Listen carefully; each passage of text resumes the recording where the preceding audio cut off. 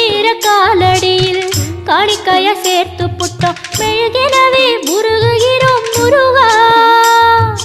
அழகை வர பார்ப்பதுவும் அழகா